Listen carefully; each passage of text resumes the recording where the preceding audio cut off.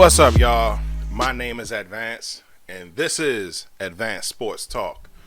Alright, so, you see who's on the screen? That's my man, Mike White.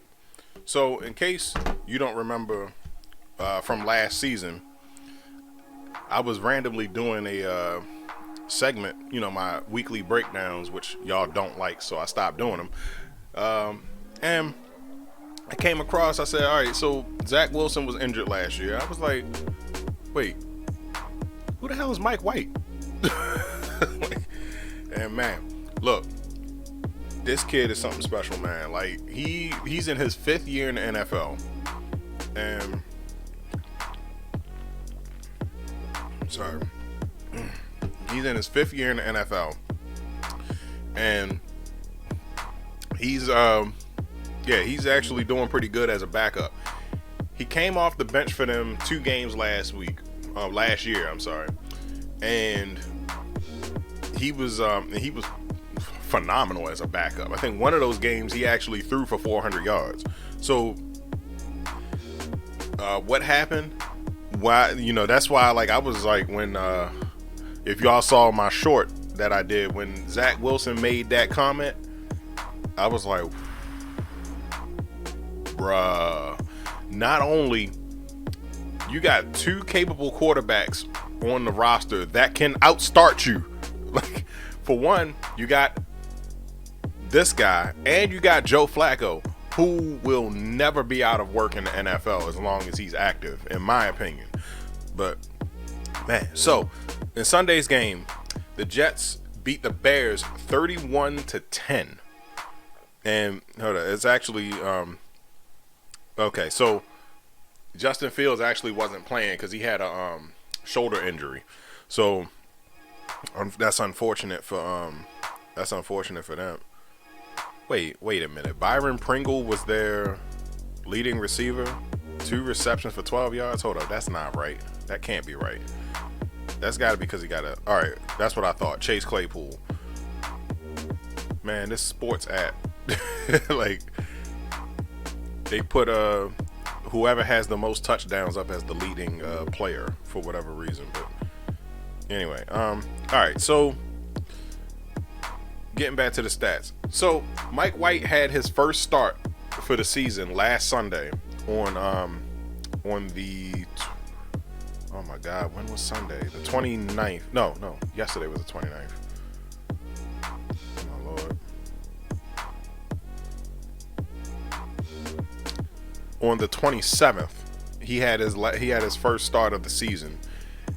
And hey, that just goes to show you cannot throw your team under the bus like that. The reporter asked him in the press conference, does he feel like he owes the defense an apology? And he said no. Just straight-faced, no. And yeah, that right there, like, I'll tell you this. Hold on, let me look up last week's game. Yeah, the Patriots beat the Jets 10-3. 10-3. That means there was only 3 scores in the entire game. Their only score coming from a field goal from Greg Zuerlein. Bruh, I didn't even know Greg Zuerlein was on the Jets. I gotta do better with my rosters and stuff. Yeah, man, that game was a shit show. I think if you hold a team to 10 points, you should win. Like, it's way too easy. Even Detroit got more than 10 points. They scored 31. The Giants scored 18. The Broncos got 16. And that's even with the shit going on with Russell Wilson. And let's see, the Cardinals got 10. So, bruh,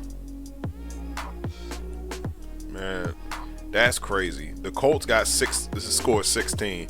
But yeah, so yeah, I would say that he definitely owed the defense an apology, because, like, holding a team to 10 points, man, is ridiculous. And the Bears have way more talent than that. Now, they got a lot of help from Justin Fields being injured, and Trevor Siemian, doing his thing. He threw an interception, but bro. In any case, let's get into Mike White. Mike White, 22 for 28, so he only threw the ball 28 times and missed on 6 attempts. 315 yards, 3 touchdowns. Quarterback rating 149.3. I don't know what these ratings are, but man, like, that is crazy. So you can tell automatically off break that the team responds more to Mike White. I mean, 31 points. Hold on, let's go through the receivers, because first off, David Montgomery had 14 rushes for 79 yards. Man, did he have any receiving? Yeah, 3 receptions for 34 yards on 4 targets. Chase Claypool, 2 receptions out of 5 targets for 51 yards. I was about to say 51 cents. Oh man. Wait, hold on. Darrington Evans. Yeah, Darrington Evans, 1 reception for 33 yards. So these guys are getting some big gains, man. Like Cole Clement, 3 receptions for 27 yards. Bro, like, that is crazy. All right, so David Montgomery's longest reception was 26 yards. Chase Claypool's longest reception was 31 yards. But even still, like, he had an average gain of 25.5 yards.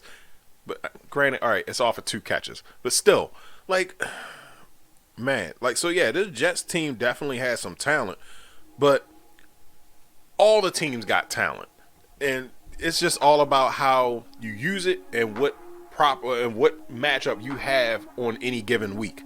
But man, like, this is crazy. Listen to all the touchdowns though. Like, all right, Garrett Wilson again. Elijah Moore, Ty Johnson. I was about to say, wait a minute, I thought we picked him back up. No, it was Ty Johnson, not Tyler Johnson. Man. Oh man, like, but yeah, like, it's crazy. Like, how could you not succeed with this team? And Zach Wilson has way more talent than what he's been putting out. So, like, man, that is crazy. But no, I'm glad that, Mike White got a chance to really put his strut his stuff and get another chance in the league, because, like, hey, how he went out was crazy. But in any case, all right, we're gonna continue this episode. What can I say? Geno is having an amazing year. Like, man, even though they lost Sunday to the Raiders 40-34, which proves that every team has talent, because the Raiders have been stinking it up, and it looks like they finally. Hold on, let me get into these stats. Derek Carr, 25 for 36, 295 yards, 3 touchdowns, but 2 interceptions. Not good. All right, Devontae Adams, 7 receptions for 74 yards. Longest reception was 28. Josh Jacobs, 6 receptions for 74 yards. Longest reception, 28. Josh, are you trying to compete with a receiver? Come on, man. Like, oh man. Mac Hollins, 4 receptions for 63 yards. Longest reception, 36. Amir Abdullah, another running back, 3 receptions for 39 yards. Longest was 18. And yeah, like, man, that's crazy. Hold up. Stop. Josh Jacobs, 33 attempts for 229 yards and 2 touchdowns. Bruh, come on now. Like, oh man. Okay, all right. So, yeah. All right, so Derek Carr's coming back. He must have heard what I said last week about him being an above average quarterback, slightly above average quarterback, or just competent enough to not give the game away. But man, like shit, 220, 229. I don't think that was I don't think that set a record, did it? Oh no. Hold up. Josh Jacobs caps huge day with touchdown in overtime. Raiders beat Seahawks. Josh Jacobs sprinted 86 yards for a game-ending touchdown. Oh, okay. All right. That was how it ended. Okay. So that's where he got that 295 from. But even still, like, there was 215 yards. There was 210 yards that he got in regulation. Like, oh man. Oh no, I was looking at the wrong thing. I was looking at Derek Carr's stats.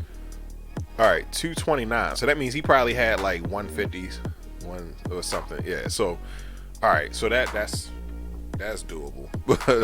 But in any case, we're talking about Geno. All right, Geno Smith.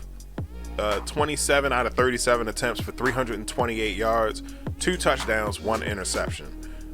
So, yeah, on those stats, you can clearly see what I mean with the potential for Mike White.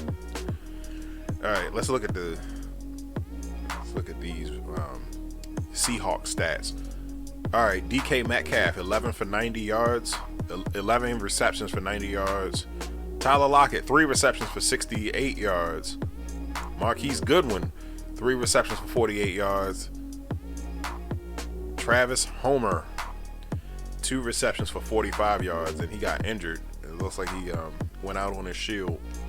Noah Fant, 3 receptions for 34 yards. So, yeah, man, like, look, Geno is cooking big time. Like, I don't think Drew Lock is going to get that spot back.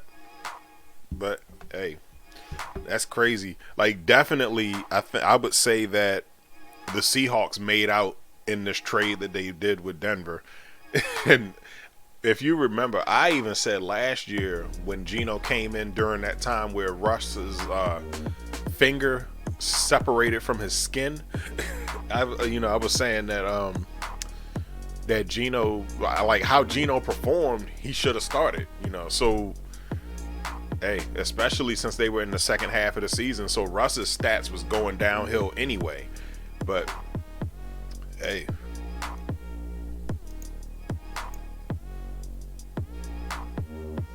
this week coming up, Dashaun Watson is slated to be the starter, which is sad, man, because I thought that Geno was actually doing a solid enough. Not Geno, Jacoby was doing a solid enough job for them to in order to get it. But hey, when the Browns give up what they gave up to, that's Jalen Hurts. When they give up what they gave up to get Deshaun Watson, hey, you might as well use them. They got like 7 games left, so I guess this is where you use this is the time that you use to get him acclimated to the offense, get some in-game reps. And in that same respect, I kind of understand, with Jacoby. Even though he's been putting up a lot of stats, the Browns are still 4-7, so they're already mathematically eliminated from the playoffs. So I guess in this instance, you might as well go ahead and start Deshaun Watson. They also got the rookie on their hold on, get his name in a second. Kellen Mond. They got a rookie that they can mold as well. So, I mean, maybe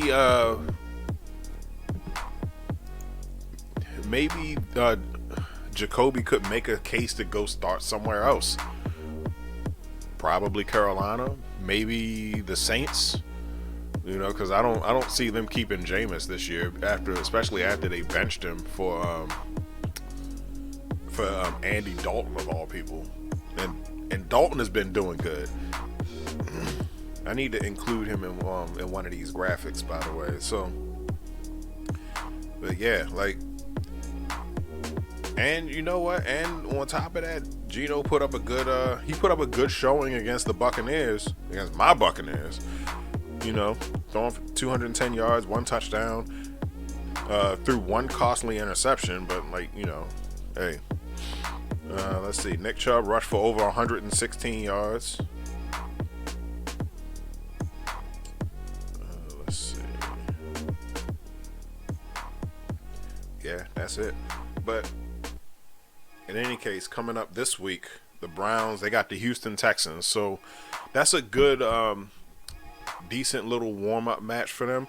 Again, not to say that the Texans are a pushover, even though they're 1-9. Hold on, let's look at their, let's see. Lost to the Dolphins 30-15. Lost to the Commanders 23-10. Lost to the Giants 24-16. Lost to the Eagles 29-17. Let's see. Lost to the Titans 17-10. Lost to the Raiders 38-20. They beat the Jaguars. This is their only win. 13-6. But they were lost by 10 to the Chargers, 34-20. The Bears 23-20. I'm sorry, 34-24. Then the Bears 23-20. So you see where I'm going with this. All right, they tied with the Colts early, so in the first game of the season. So they got potential to be very difficult. So hold on, this still has Jacoby, probably because he's got the most stats. But they said that the news definitely said that Deshaun Watson was going to be the starter. But I don't know. We'll see what that looks like as the weekend comes closer. Like, if they stick with Jacoby, that'd be awesome. But at the same time, I know that Watson got to get those reps so that he can get in. You gotta get those reps. But in any case, that's all I wanted to talk about. I just wanted to go over those 3 quarterbacks, or those 3 quarterback teams covering the quarter, whatever. Yeah, my name's Advance. Let me know what you think. Do you think that Mike White should be the starter for the Jets going forward, regardless of what Zach Wilson's health situation is? Hold on, Mike White? Yeah. Do you think Geno is the Seahawks starter going forward? I do. And what will happen with Deshaun Watson? Do you think more allegations are going to come up? Will Jacoby get another shot somewhere? I don't know. Just let me know. In any case, my name's Advance. Don't forget to like, share, subscribe on everything you see down at the bottom. I'm out.